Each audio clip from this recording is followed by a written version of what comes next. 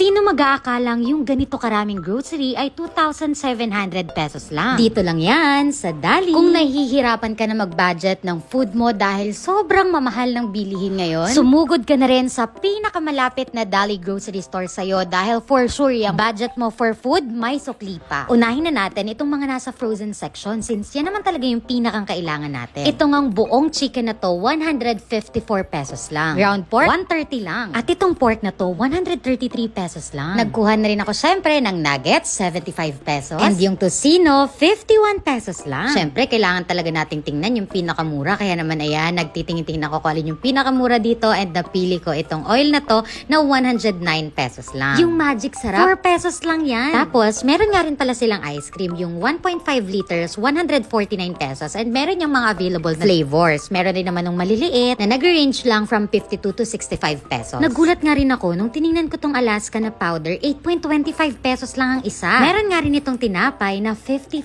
pesos lang. Nagtingin rin ako ng mga panlagay ko sa ref and ito nga, 32 pesos lang siya, 5 na yung laman. Ito namang 1 liter na milk na to, 60 pesos lang. Nakita ko rin sa TikTok na ito daw palaging sold out, tas buti na lang kanina meron siya kasi yung dalawa na yan, 32 pesos lang ang isa. Recommended din nila itong say cheese na 45 pesos lang kasi hindi daw ganun kaalat and masarap daw talaga. Hindi naman syempre mawawala yung mga canned goods natin. Ayan, itong sardinas, 22 lang yan. Tapos, itong luncheon meat na to, 80.50 pesos lang. And girl, believe me, nung nakita ko yung price itong keratin na to, talagang nashook ako kasi 5.75 pesos lang. Kaya naman, nag-hoard ako ng napakarami talaga. Tapos, ito palang Happy Toothpaste na to, 5.50 lang. And kung naghahanap kayo ng mga murang shampoo, get nyo na tong Empress, 4.75 pesos lang. Sobrang mura. Meron rin pala sila nitong mga body lotion, 89 pesos. Dio, 59. Shower gel for men, 65 pesos lang. Punta naman tayo sa mga drinks. Ayan, yung mga Coke na ganyan, 15.25 lang. Eh parang pag nakakabili kami sa tindahan, 25 na ang isa. Tapos kung naghahanap kayo ng mga juice or pambaon ng mga kids ninyo, this one is perfect kasi parang 7 pesos lang yung isa niyan. Meron din syempre dito ng mga alcoholic drinks pero hindi ko lang makompare yung price niya since hindi naman ako familiar dun sa mga presyo niyan talaga. Pero itong mga to, 1.5 liters, 56 pesos, sobrang mumura na. Halos lahat nga nandito na dahil kung naghahanap rin kayo ng mga ketchup, meron na rin yung ganitong ketchup, 19 pesos lang. Yung 1 liter na toyo, 35 pesos lang. Tapos yung spaghetti pasta, 37 lang. And believe me, sa dami ng pinamili kong yan, yung 3,000 pesos kong budget for my food, may sukli pa.